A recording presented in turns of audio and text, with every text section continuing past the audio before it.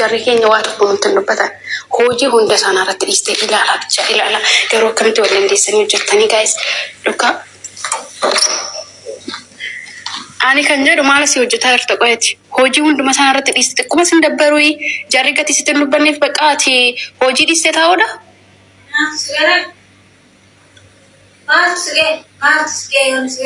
Maal sugee maalidha? Sila hojii hunda isaanii irratti dhiistee xiqquma saalfattu afaan qabdaan dubbattaayi. Qo'eeti kan dhufte maaliidhaaf? Ati kan dhufte as kan dhufte maaliidhaaf? Akkamitti nan gashu hojii hunda isaanii irratti dhiistee? Eenyutu hojjeta hojii achi?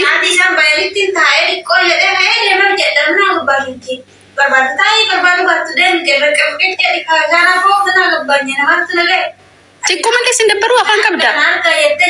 Dhugaa Rabbii hojjettu walii hojjennu kifilii galtee kutaa hirriiba galtee.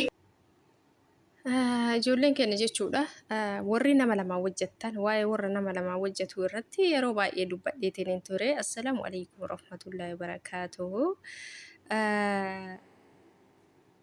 Hundumti keessaniyyuu warri maatiin ta'in maatii ta'an isin jedha subscribe godhaa warri immoo maatii taataniitiin viidiyoo kana hordofaa jirtan like godhaa waliifis dabarsaa irraa barumsa argattan isin jedha boleeyyan kiyya. Egaa maas seetanii yeroo baay'ee jechuudha warri nama lamaa hojjetan dhugaa Rabbii haga isaan nu miidhan irra nuti warra nama lamaa hojjennu wal miina jechuudha. Dhugaa Rabbii kun beekamaadha.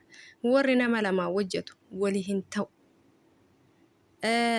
Keessattuu jechuudha. Isiin takka yoo dura dhufte isiin takka yoo duuba dhufte isiin dura dhufte suni isii booda dhufte san irratti madaamii taati jechuudha. Madaamii taphatti jechuudha. Kun beekamaadha yeroo baay'ee jechuudha waan akkanaaf ajjira. Nyaata ka hojjettoo ta'e isii qulqullinaaf dhufte tan nyaata ka dhoorgattu hedduutu jira. Ni beeyna jechuudha. Akkasumallee warri maatii isin caqaccan maatii isin hin jeeyne.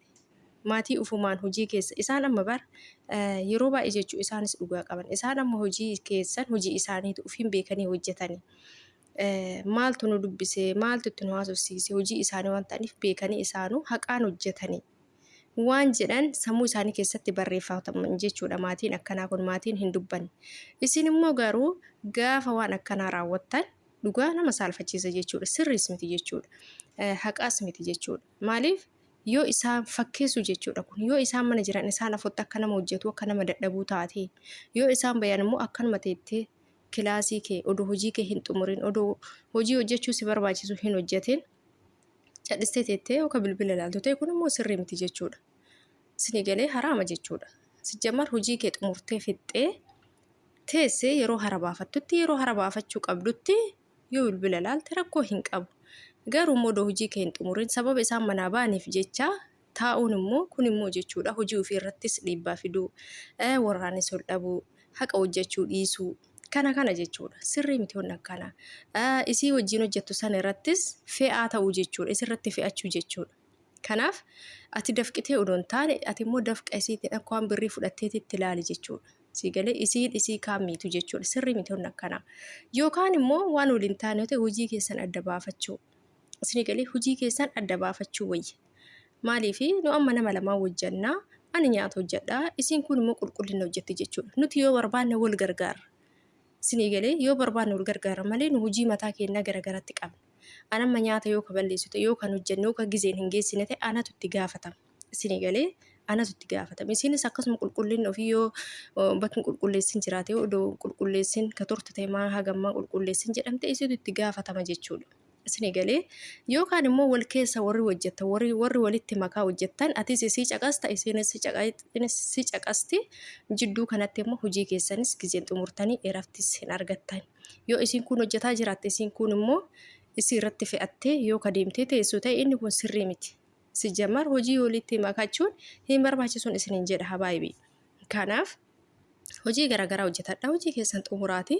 Gisee boqonnaa keessanii hojii kee yoo xumurte warra sitti hin dubbanne kana siigalee warra sitti hin dubbanne kana hojii kee seeraan hojjettee xumurtee yoo ta'etti sitti hin dubbatan jechuudha. Garuu immoo meeqa kamtu hojii fattagee hojjetee yoomuma irratti argadha odoona dubbatuu baatan hojii isaanii haqaan akka hojjedhu kana naa beekanii odoo jedhanii hedduu isaanii ka jedhan hedduu isaaniitu jira jechuudha. Garuu immoo isin immoo warri isaan isinitti hin dubbanne hojii akkuma argitan ka gootan Inni kun sirrii miti.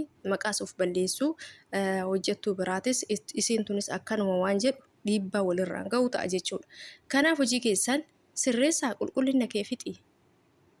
Geessi waan si barbaachisu hojjedhu. Waan qopheessu si barbaachisu qopheessi deemiti taa'e. Odoo hojiin fixin asitti shinti beetiin qoshaashaa, kushiinaa qoshaashaa, hiiqaan itti nyaatame qoshaashaa. Ammasiin kun maal jetti? Maaltu si gadi deemu hojjedhu yoo barbaadde. Ani amma gizee isaan bayan kana taa'ee gizee isaan galan gizee isaan deebi'uuf gayan deemee hojjedha. Jetti inni kun sirriidha sirrii miti yaada fudhatamaa miti. Maal sirraa baranna obboleettiitii kun barumsa hin qabu jechuudha. Sii galee hojii kee xumurtee amma hojii kee xumurtee teessee isiin kun odoo si dubbattee iyyuu hojii kiyya xumuree yoo taa'ee mirga kiyya jechuu hin dandeessa. Sii galee kanaaf ijoolleen keenya waan akkanaa hin raawwatina dhugaa rabbi. Sirrii mitiin isiniin jedha baay'een isaanii warra waan akkanaa hojjetan. Keessattuu nama lama taanaan isii kaan irratti isii miskiina yookaan isii hin dubbanne yookaan isii amala warraa hin beekne isii booda dhufte warri isii dura dhufe warri amala warraa beeku warri waan akkanaa hojjetu hedduutu jira jechuudha. Inni kun immoo sirrii miti namarrattis rabbi irratti gaarii mitiin isiniin jedha. Nama miidhuun hin barbaachisu. Atis dafqitee dadhabdee argachuuf ka biyyaa dhufte. Isiinis akkasuma dafqitee dadhabdee argachuuf. Kanaaf atis dafqa keetiin malee isiinis dafqa ofiitiin malee ati dafqa isiitiin maallaqa fudhachuun isirratti hara baafachuun sirrii miti. Waluma qixa hojjettanii yoo hojiilee waliin makattan waluma qixa hojjettanii waluma qixa hara baafachuu qabdan malee maasita jechuudha kana dhugaa rabbi sirrii miti. Akkasuma isin jedhaa obboleeyyan kiyyaa warri nama lamaan hojjetan dhugaa rabbii keessaayyuu nama waliin gallee mana tokko keessa yoo ka wajjin hojjettan ta'e baay'ee tokko ulfaata jechuudha. Baay'ee tokko ulfaata. Hojii sanis hojjettee xumurtee irafti sin argattu. Hojii sanis hojjettee hin xumurtu. Boqonnas hin argattu. Baqa baay'ee ulfaata jechuudha. Nama lamaan hojjechuu walumaa galatti baay'ee ulfaata. Wal miidhuun hin barbaachisu isiniin jedha obboleeyyan kiyyaa. Isaan wanni isinirra dhiisaniif hojii ofii beekanii haa hojjetanidha. Isin galee sa'aatii kam akka hojjetamu sa'aatii kam akka xumuramu